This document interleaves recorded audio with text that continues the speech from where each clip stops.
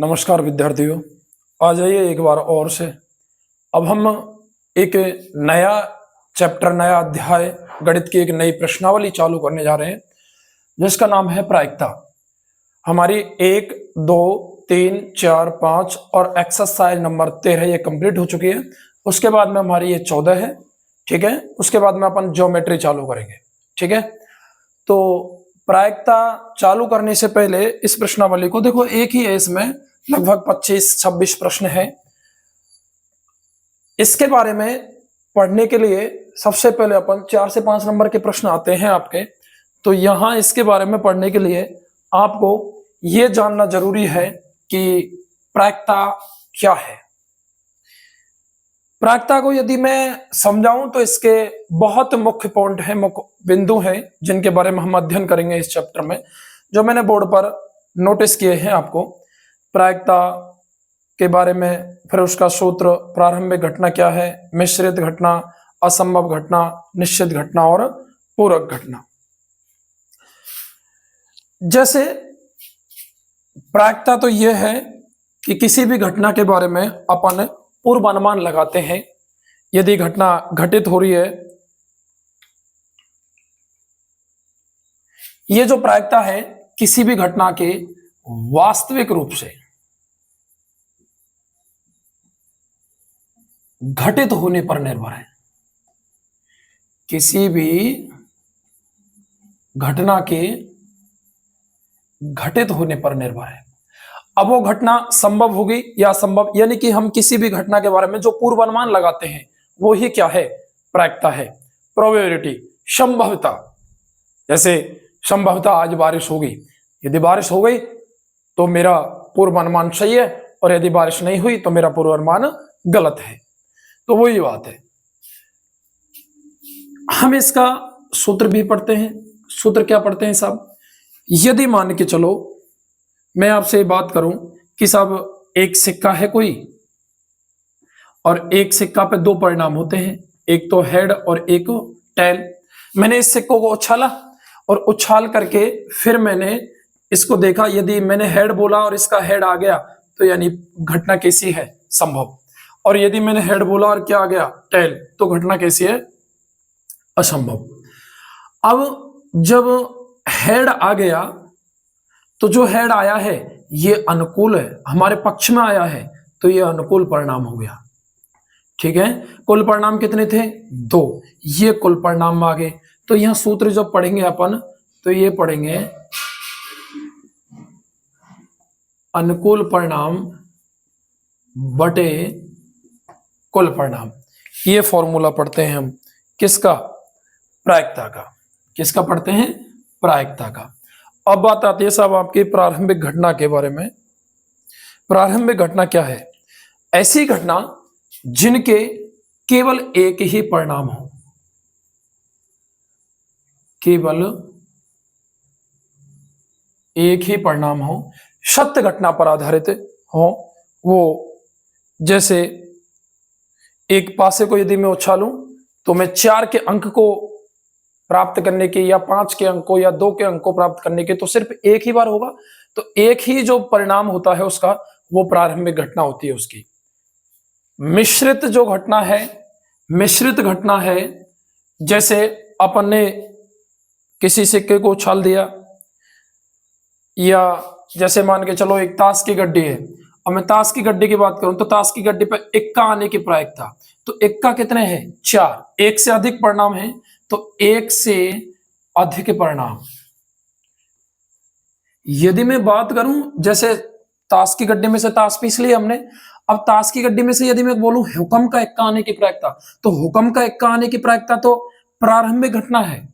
लेकिन मैं बात करूं इक्का आने की प्रायिकता, क्योंकि हुक्म के इक्का तो एक ही होता है पूरी ताश की गड्डी में, तो वो तो प्रारंभिक घटना हो गई जिसका केवल एक ही परिणाम हो। लेकिन मैं बात करूं इक्का, तो इक्का तो 4 होते हैं, और 4 इक्का में से कोई सा भी आ सकता है, तो ये परिणाम हो गए एक से अधिक। तो इसको बोलते हैं अपन मिश्रित घटना।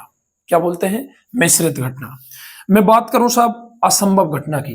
किसकी बात करूं, असंभव घटना की। तो असंभव घटना क्या है? असंभव घटना वो है साहब, जैसे मान के चलो एक पासा है और पासे पर अंक होते हैं 1 से लेकर के और 6 तक। 1 2 3 4 5 और 6। और मैं आपसे बात करूं कि साहब इस पासे पर 7 के अंक आने की प्रायिकता, किसका? 7 का। तो 7 का अंक तो इस पर है ही नहीं, और जो अंक है ही नहीं उसकी अपन प्रायिकता ज्ञात कर रहे हैं, इसका मतलब घटना कैसी है साहब? असंभव, संभव नहीं है। और इसकी प्रायिकता की वैल्यू क्या होती है साहब? 0। क्या होती है? 0। अब है निश्चित घटना। असंभव घटना को अपन अनिश्चित घटना भी बोलते हैं। क्या बोलते हैं साहब? अनिश्चित घटना। और निश्चित घटना को अपन क्या बोलते हैं साहब? संभव घटना। क्या बोलते हैं? संभव घटना।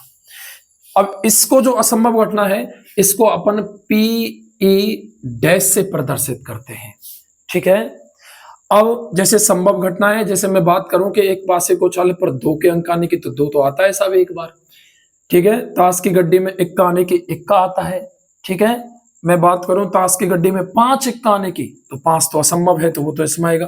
लेकिन एक इक्का आने की तो वो संभव घटना है, और इसकी प्रायिकता का मान कितना होता है साहब? 1। इसको अपन प्रदर्शित करते हैं पीई से। देखो कई जगह इसको पीए से भी करते हैं, और इसको कई जगह पीए डैश से भी करते हैं। तो चाहे पीई डैश हो, पीए डैश हो, बात एक ही है। ठीक है। पी का मतलब प्रोबेबिलिटी यानी प्रायिकता, इनिशियल घटना। अब देखो पूरक घटना क्या है साहब? पूरक घटना वो है जिसमें संभव और असंभव यानी निश्चित और अनिश्चित यानी दोनों घटना शामिल हों। पीई प्लस पीई डैश बराबर 1, या फिर पीए प्लस पीए डैश बराबर 1। ये सारा जो प्रक्रम है यहां से मैंने बताया है प्रायिकता से लेकर के इसका सूत्र ये पढ़ेंगे अपन। अनुकूल परिणाम क्या है, कुल क्या है, ये बता दिया। प्रारंभिक घटना जिसके केवल एक परिणाम, मिश्रित घटना एक से अधिक परिणाम, असंभव घटना जो घटना वास्तव में घटित नहीं हो वो असंभव घटना, उसकी प्रायिकता का मान क्या होता है? 0। इसको पीई डैश या पीए डैश से व्यक्त करते हैं। निश्चित घटना इसको अपन संभव घटना भी बोलते हैं, इसकी प्रायिकता का मान क्या होता है? 1। इसको अपन किस किस से प्रदर्शित करते हैं? पीई से और पी ए से। ठीक है। पूरक घटना यानी जिसमें दोनों शामिल हों, संभव और असंभव घटना। अब संभव घटना की प्रायिकता का मान 1, असंभव का 0, तो टोटल तो योगफल 1 ही आना है, तो इनका योगफल कितना कर दिया? 1। अब इसको चाहे पीई लिखें चाहे पीए लिखें, आगे बात समझ में। जो असंभव है उसके लिए डैश लगा दिया। ये जो पीई डैश है ना, इसको असंभव घटना या घटना नहीं होने की प्रायिकता बोलते हैं। ठीक है। असंभव घटना या घटना नहीं होने की यानी जो घटना वास्तव में घटित तो नहीं हो रही। ये बात हुई सब प्रायिकता की, थोड़ी नॉर्मल छोटी छोटी बात होगी। अब मैं बात करता हूं इसमें, और देखिए मैं सबसे पहले आपसे जो बात करने जा रहा हूं वो बात करने जा रहा हूं साहब एक सिक्के की। किसकी बात करने जा रहा हूं? एक सिक्के की। अपन सिक्के के बारे में जो बात करने जा रहे हैं, सबसे फर्स्ट पॉइंट सिक्का है हमारा। क्या है साहब? सिक्का। तो देखिए सिक्के के बारे में हम बहुत विस्तार से चर्चा करेंगे, प्रत्येक चीज के बारे में। अब सिक्का क्या व्यवस्था है? देखो जो सिक्का है ना, इस पर सब 2 ही होते हैं टोटल, एक तो हेड और एक टेल। इसको अपन चित और पट बोलते हैं। ठीक है। अब देखो इसके वास्तव में कुल जो परिणाम है वो कितने होते हैं? 2। कुल जो परिणाम है वो कितने होते हैं साहब? 2 हो गए। अब यदि इसकी मैं एक उछाल करूं, क्या करूं? एक उछाल किसकी? सिक्के की। तो सिक्के की एक उछाल पर क्या आएंगे? या तो हेड और या टेल। बोलो यही आएंगे दोनों? यही आएंगे साहब। लेकिन यदि इसी सिक्के की मैं 2 उछाल करूं, कितनी करूं साहब? 2 उछाल, तो परिणाम कितने होंगे? तो सुनो, वैसे ऐसा कोई फिक्स सूत्र नहीं है, लेकिन फिर भी मैंने बना रखा है। ये इसके कुल परिणाम 2 हैं, तो मैं यहां 2 की घात n, ये क्या है साहब? ये कुल परिणाम है। ये क्या है साहब? कुल परिणाम। n क्या है? यहाँ n है साहब उछालों की संख्या। n क्या है साहब? उछालों की संख्या। ठीक है। तो देखिए जैसे 2 बार उछाला तो आपको पता है 2 की घात 2, जैसे एक बार उछाला था 2 की घात 1 का मतलब 2। ये कोई ऐसा फिक्स सूत्र नहीं है, मैंने वैसे ही बनाया है, आप अंदाजा लगा सकते हो कुल परिणाम कितने होंगे। 2 की घात 2 का मतलब क्या होता है साहब? 4 होता है। क्या होता है? 4। तो देखिए यहां अब ये परिणाम 4 कैसे आएंगे? देखो पहला सिक्का ये रहा है ना, और दूसरा सिक्का ये रहा, पहला ये रहा और दूसरा ये रहा। इसके भी H और T और इसके भी H और T। ठीक है, अपन विज्ञान में क्रॉस करते हैं, देखो ऐसे, इस H का इस S से कराएंगे तो HH, इस H का इस T से कराएंगे तो HT, इस T का इस S से कराएंगे तो TH और इस T का इससे कराएंगे तो ये TT। यानी कितने परिणाम हो गए? 4, HH, HT, TH और TT। ये कितने परिणाम प्राप्त हो गए? सब 4 परिणाम प्राप्त हो गए। ठीक है, अब यहां पर क्या करेंगे? टोटल परिणाम कितने हो गए? सब 4 हो गए। कितने हो गए? 4 हो गए सब। अब आ जाओ, अब यदि मान के चलो उछालों की संख्या कितनी हो सब? उछालों की संख्या हो सब आपकी 3, लास्ट 3 उछाल तक करेगा। उछालों की संख्या कितनी हो सब? 3 हो। उछालों की संख्या 3 हो तो यहां 2 की घात कितना आ जाएगा? 3, और ये परिणाम कितने हो जाएंगे? 8। कितने हो जाएंगे? 8। तो देखो 3 सिक्के की बात कर रहा है तो हो सकता है तीनों सिक्कों पर H H H हो, है ना, या फिर हो सकता है तीनों सिक्कों पर T T T हो। तो देखो क्या करेंगे, यहां लास्ट में T लिख देंगे। क्या लिख देंगे? T। अब इस T को सरकाते लाओ, देखो एक स्थान और खिसकाओ इसको, H T H। इस T को मैं यहां लिया है, पहले तीसरे नंबर पर था, अब किस पर लिया? दूसरे पर। अब इसको पहले पर लिया, T H H, T T T हो गया, T T H तीसरे नंबर पर, अब दूसरे नंबर पर T H T, पहले नंबर पर H T T। तो टोटल परिणाम कितने हो गए सब? 8। देखो पहले H H H फिर T T T। अब यहां पर T लास्ट में लिख दिया, इसको सरकाते लाओ, इसको खिसकाओ, दूसरे नंबर पर फिर पहले नंबर पर, यहां ये दूसरे नंबर पर फिर पहले नंबर पर। ये हो गए आपके टोटल कितने परिणाम? 8 परिणाम।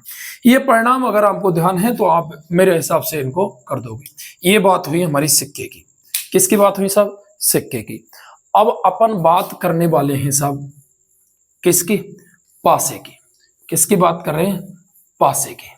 तो देखिए पासे की कैसे बात करेंगे। पासा जो है ना सब, पासे पर टोटल जो संख्या अंकित होती है वो होती है 1 से लेकर 6 तक।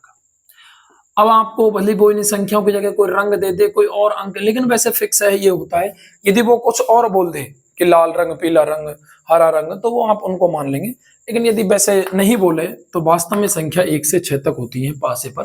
ठीक है, अपन पासा नॉर्मली खोलते हैं तो कुल परिणाम तो इसके 6 होते हैं साहब। कुल परिणाम कितने होते हैं? 6 होते हैं। अब आपसे वो प्रश्न पूछ ले, एक बहुत, जब मैं क्लास में बच्चों को पढ़ाता हूं तो मेरा बहुत शानदार प्रश्न है, मेरा चहेता प्रश्न है कि 2 से भाज्य अभाज्य संख्या। अब 2 से भाज्य संख्या कौन कौन सी है इसमें? एक तो 2, एक 4 और एक 6। लेकिन अभाज्य कौन सी है इन तीनों में से? सिंगल 2। तो इसने क्या पूछा था? 2 से भाज्य अभाज्य संख्या। तो अनुकूल परिणाम 1, कुल परिणाम 6, तो प्रायिकता हो जाएगी 1/6। उस हिसाब से अपन निकालेंगे। इसमें 3 ही तो विषम संख्या है और 3 ही सम संख्या है। आगे बात समझ में? 6 से छोटी बात करें तो ये सब 6 से छोटी, 5 से छोटी ये 4 हो गई, 5 से बड़ी सिर्फ 1 हो गई। अब ये कई सब 7 तो है ही नहीं, तो वो असंभव, और असंभव की प्रायिकता का मान 0। अब हम जो बात कर रहे हैं थोड़ी सी, वो बात कर रहे हैं सब किसकी? ताश की गड्डी की।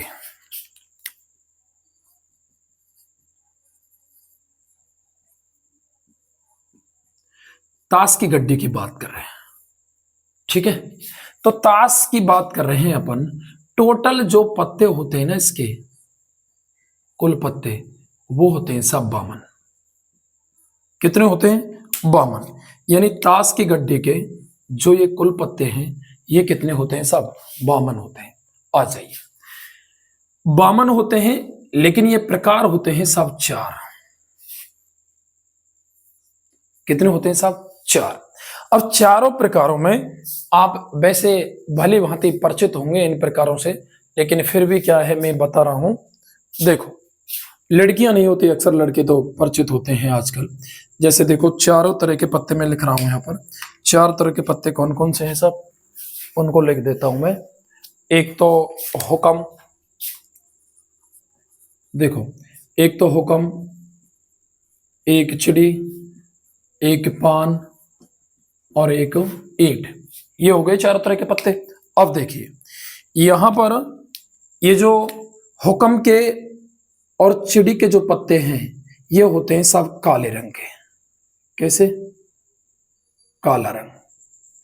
और पान और ईंट के जो पत्ते होते हैं ना सब, वो होते हैं लाल रंग के। किसके होते हैं? लाल रंग के। देखो ये होते हैं सब लाल रंग के। आगे बात समझ में? अब देखिए ये काले रंग के पत्ते और ये कैसे? लाल रंग के पत्ते।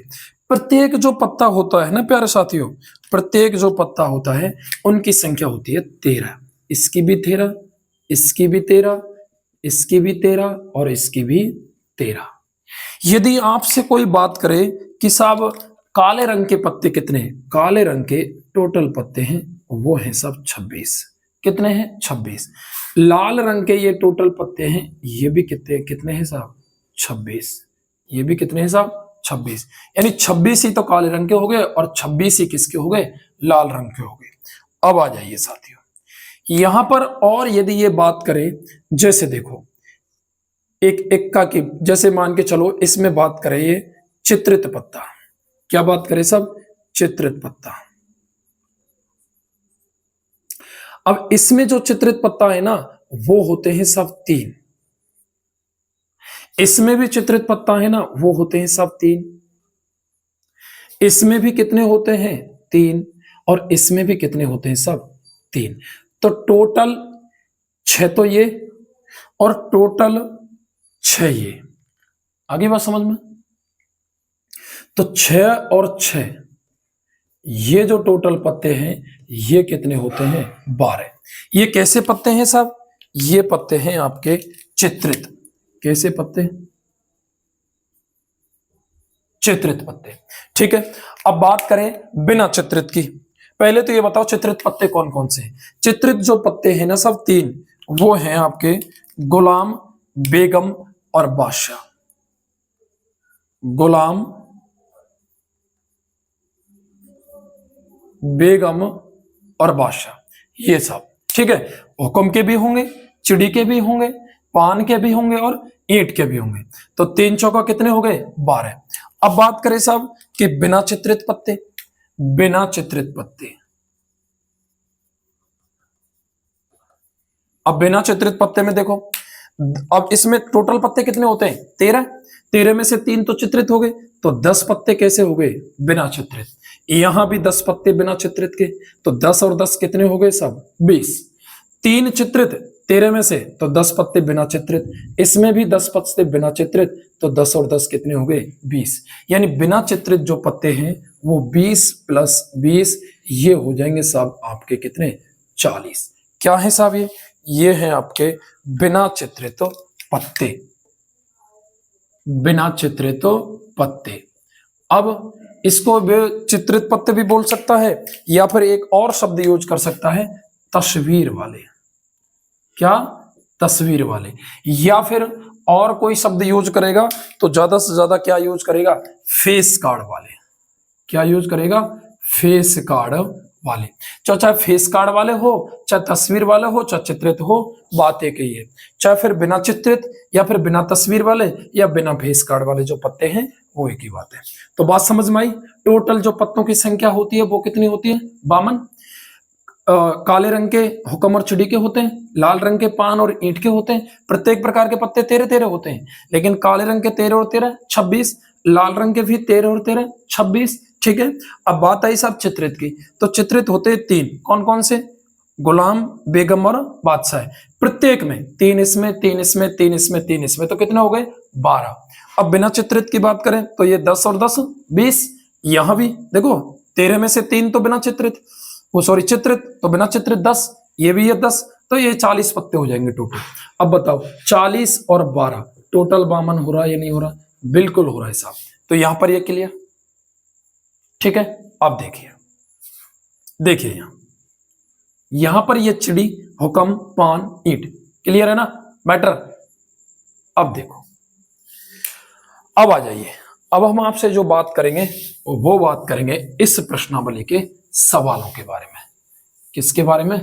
इस प्रश्नावली के सवालों के बारे में। तो पहला सवाल है आपका 14.1 का, देखिए क्या कह रहा है।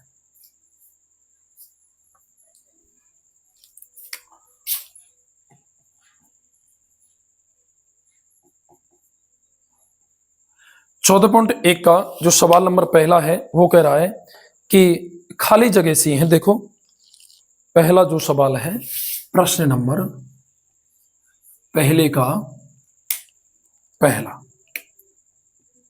ये कह रहा है कि किसी घटना ई की प्रायिकता और घटना ई नहीं की प्रायिकता, यानी पीई प्लस पीई डैश ये बराबर 1 होता है साहब।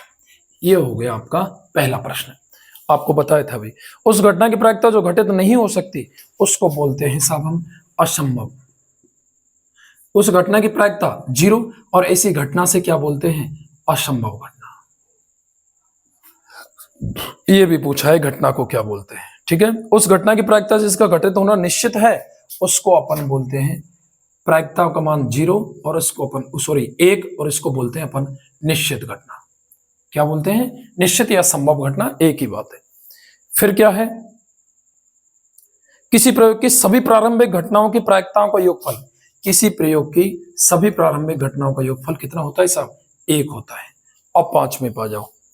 पांचवा है किसी घटना की प्रायिकता खाली जगह से बड़ी है उसके बराबर तथा खाली जगह से छोटी है उसके। देखो मेरी बात सुनो, किसी भी घटना की जो प्रायिकता है ना, ये चीज आपको मैं बता दूं, ढंग से सुनिए। प्रायिकता का जो मान है ना वो अधिकतम 1 होता है। आगे बात समझ में? यानी 1 से बड़ी प्रायिकता नहीं हो सकती, यानी 1 से छोटी होगी। 1 भी हो सकता है और 1 से छोटा भी। असंभव घटना है उसकी प्रायिकता क्या होती है? 0, यानी कि ऋणात्मक मान प्रायिकता के नहीं हो सकते। ऋणात्मक मान प्रायिकता के नहीं हो सकते। तो 0 या 0 से बड़ी। तो प्रायिकता की जो वैल्यू है वो 1 या 1 से छोटी, 0 या 0 से बड़ी, ये होती है प्रायिकता का मान। प्रायिकता मान क्या क्या हो सकता है? देखो, जो प्रायिकता है वो एक भिन्न के रूप में हो सकती है। किसके रूप में? भिन्न के रूप में। लेकिन भिन्न के रूप में यदि होगी तो अंश छोटा होगा साहब, अंश छोटा और हर बड़ा। या फिर अंश और हर दोनों क्या होंगे? बराबर। दोनों क्या होंगे? बराबर। अंश बड़ा नहीं होगा, क्योंकि अंश बड़ा होगा तो मान 1 से अधिक जाएगा। तो 1 दूसरी प्रतिशत के रूप में होती है, प्रतिशत के रूप में हो सकती है। आगे बात समझ में? दशमलव के रूप में हो सकती है, दशमलव के रूप में हो सकती है। तो फिर साहब ऋणात्मक नहीं हो सकती। एक तो प्रायिकता का मान ऋणात्मक नहीं हो सकता, यानी 0 से छोटे। 1 से बड़ा नहीं हो सकता, और क्या नहीं हो सकता? 1 से बड़ा, 1 से छोटा या ऋणात्मक, ये नहीं हो सकता, ये नहीं हो सकता, और अंश बड़ा नहीं हो सकता। अंश बड़ा नहीं हो सकता यदि भिन्न के रूप में। तो ध्यान देना, ऋणात्मक नहीं हो सकती, 1 से बड़ी नहीं हो सकती, और यदि भिन्न के रूप में तो अंश बड़ा नहीं हो सकता। बाकी प्रायिकता का मान वो संभव है। प्रश्न नंबर दूसरा देखिए।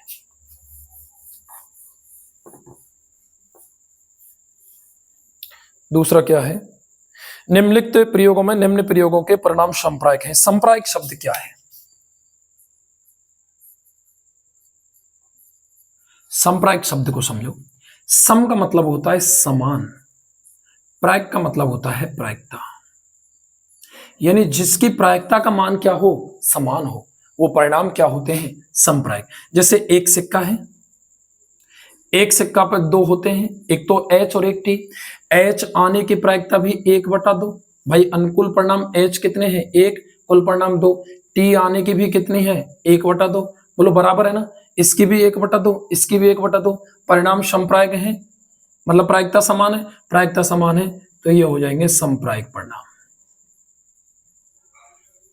क्या हो जाएंगे साहब? संप्रायिक परिणाम। जिनकी प्रायिकता का मान बराबर है वो परिणाम क्या हो जाएंगे? संप्रायिक। अब आ जाइए, दूसरा सवाल क्या कह रहा है साहब? दूसरा सवाल कह रहा है आपका कि सत्य असत्य बताने। क्या बताने? सत्य असत्य। तो ये कह रहा है कि एक ड्राइवर कार चलाने का प्रयत्न करता है।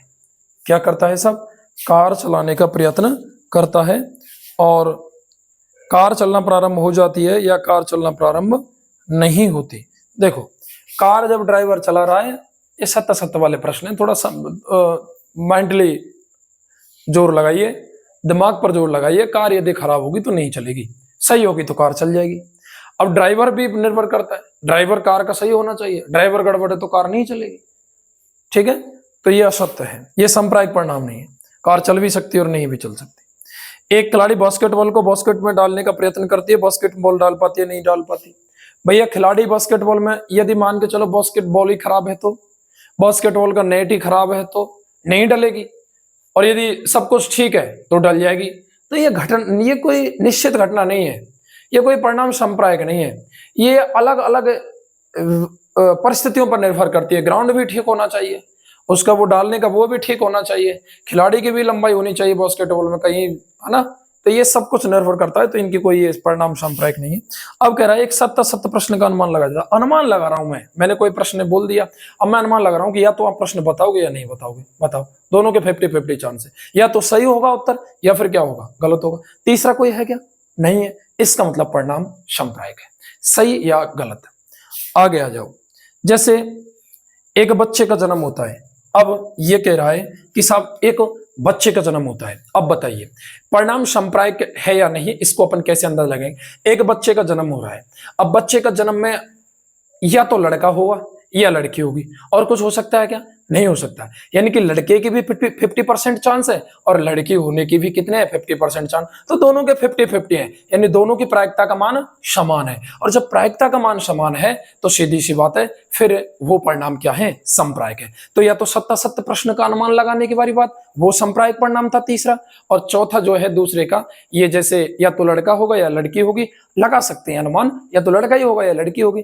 ये तो संभव है नहीं कि भाई लड़का लड़की दोनों एक एक ही शरीर में सिस्टम हो जाए, है ना। तो ये आपका परिणाम क्या है? सांप्रायिक है। आगे देखो तीसरा सवाल, फुटबॉल के खेल को प्रारंभ करते समय निर्णय लेने कौन सी टीम पहले बॉल लेगी, इसका सिक्का उछालना एक न्यायसंगत विधि क्यों माना जाता है। तो देखिए, सिक्का उछालना एक न्यायसंगत विधि क्यों माना जाता है किसी भी खेल में, तो मैं आपको बता दूं, क्योंकि सिक्के के जो परिणाम होते हैं वो सांप्रायिक होते हैं साथियों। क्या होते हैं? सांप्रायिक। अब सांप्रायिक क्या है? सांप्रायिक वो है जिसकी प्रायिकता का मान समान होता है। जैसे मान के चलो मैंने वॉलीबॉल का मैच शुरू किया, या फिर मैंने कौन सी टीम पहले सर्विस कराएगी, है ना, या फिर मैंने मान के चलो क्रिकेट मैच शुरू किया, कौन सी टीम पहले बैटिंग करेगी। ठीक है, तो अब जैसे सिक्का उछाला तो सिक्के पर सिर्फ दो ही हैं, एक तो हेड और एक टेल। या तो हेड आएगा या फिर क्या आएगा? टेल आएगा। यानी कि परिणाम क्या है? सांप्रायिक है। कोई तीसरा परिणाम संभव नहीं है सिक्के पर, नहीं है ना। सिर्फ कितने परिणाम संभव है? दो, और दो ही परिणाम संभव है, या तो हेड या टेल। इसका मतलब परिणाम सांप्रायिक है, या तो आप जीतोगे या फिर आप हारोगे। ये दो ही कंडीशन है, वो सारे परिणाम क्या है? सांप्रायिक। और सांप्रायिक जो परिणाम होते हैं वो न्यायसंगत विधि माना जाता है। That's all. आगे देखिए, निम्नलिखित में से कौन सी घटना प्रायिकता नहीं हो सकती। देखो पहला क्या लिख रखा है, तीसरे में चौथे में 2/3, एक दूसरा ऑप्शन दे रखा है -1.5, तीसरा ऑप्शन दे रखा है 15%, चौथा ऑप्शन दे रखा है 0.7। ये हो सकती है, ये भी हो सकती है, क्योंकि परसेंट के चिन्ह को हटाओ तो 100 का भाग देते हैं, तो ये 0.15 बताओ, एक से बड़ी नहीं है। अंश छोटा है भाई, भिन्न के रूप में अंश छोटा होगा, ये भी हो सकते हैं। ऋणात्मक नहीं हो सकती, ये नहीं हो सकती प्रायिकता का मान। ये 2021-22 में बोर्ड में पूछा गया सवाल है, ठीक है, ध्यान रखना इस बात को। अब आ जाओ अगला सवाल नंबर 5वां सवाल क्या बोल रहा है आपका। 5वां सवाल देखो, 5वां सवाल कह रहा है कि यदि PE बराबर 0.05, तो PE नहीं, यानी कि PE डैश, इसका मान पूछा है। तो देखिए साथियों, अपन इसको करेंगे तो आपको पता है पूरक घटनाओं में लिखा था मैंने कि PE प्लस PE डैश, इनका मान कितना होता है? 1। किसका मान चाहिए? PE डैश का। तो इसको इधर ले आएंगे पक्षांतरण करके, तो ये हो जाएगा 1 माइनस पीई। तो पीई डैश बराबर 1 माइनस पीई की वैल्यू 0.05, तो ये हो जाएगा पीई डैश बराबर 0.95। 0.05 घटा देंगे तो ये बच जाएगा आपका 0.95। सवाल नंबर 5वां आपका क्या हुआ सब, कंप्लीट हुआ। अब आ जाइए सवाल नंबर कौन सा, 6वां। एक थैले में केवल नींबू की महक वाली मीठी गोलियां हैं। मान ली बिना थैले में झांके उसमें से एक गोली निकालती है, इसकी क्या प्रायिकता है कि निकाली गई गोली। देखो 6वां जो प्रश्न है आपका,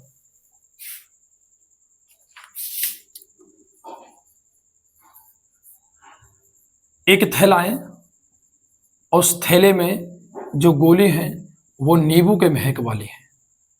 किसकी है, नींबू के महक वाली। तो इसने पहला प्रश्न क्या पूछा है, संतरे की महक वाली। इसकी क्या प्रायिकता है कि गोली संतरे की महक वाली है। दूसरा पूछा है कि गोली नींबू के महक वाली है।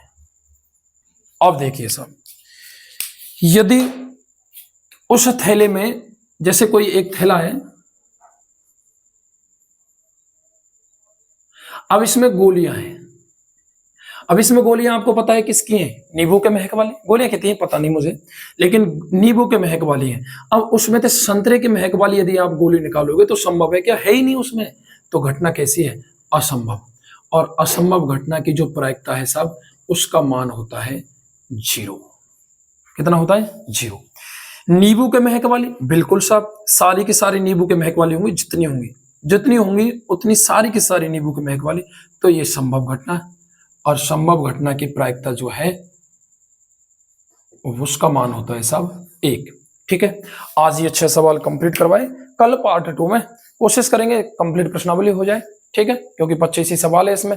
धन्यवाद साथियों, मेरे साथ बने रहेंगे, और जितना हो सके एक बार वीडियो को लाइक कर दिया करो और कमेंट किया करो आपके समझ में कितनी आ रही है बातचीत। ठीक है, पढ़ाना आपको सार्थक सिद्ध हो रहा है या नहीं हो रहा, कमेंट किया करो। जो चीज समझ नहीं आ रही उसका भी कमेंट किया करो, जिससे मैं अगली वीडियो में उसे सुधारने की कोशिश करूं। धन्यवाद साथियों, जय हिंद, जय भारत।